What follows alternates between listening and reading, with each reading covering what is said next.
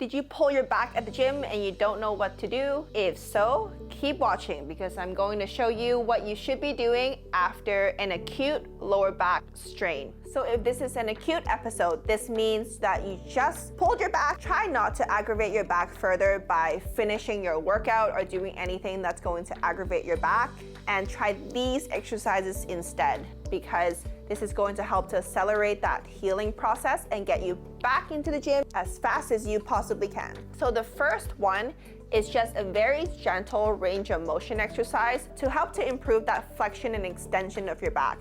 I'm sure you've done this before or you've seen this before, but sometimes you just need somebody to remind you how to do this. So on all fours, so in quadruped position, so you want your hand to be just below your shoulders. What you're going to be doing is go as far as you can into that flexion of your lower back, and you want to be gentle with this, because if you recently just hurt your back, you don't want your back to stiffen up. Instead, you want to introduce gentle movements back as much as you can to help to accelerate that healing.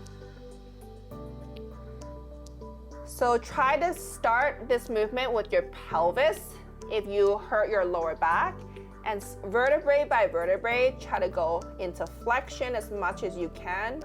You can hold it for a few seconds, say 3 to 5 seconds, and go into that extension again. Start with the pelvis and arch as much as you can.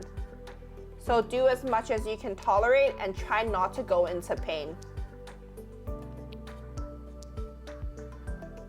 So like so, very gentle movements. Second exercise you're going to be doing is a supine rotation. On your back with your hands just beside you, you want your legs to be close together.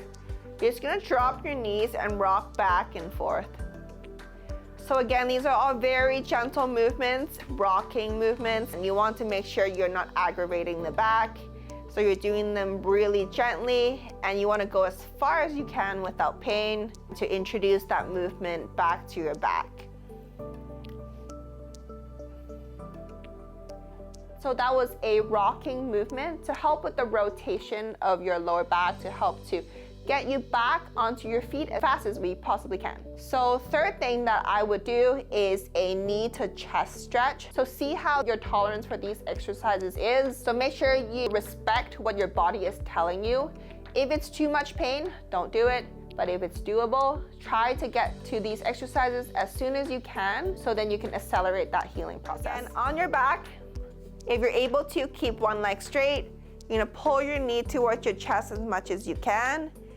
If you're able to slightly externally rotate your hip, do so as well. You can play with the angle and try to get into that hip flexion as much as you can and hold. So try to do both sides. And it's very common that one side might be easier than the other. If that's the case, respect what your body is telling you and just pull as much as you can without aggravating it. So those are the 3 super simple exercises I would do if you acutely strained your back. Just a disclaimer that this is not medical advice.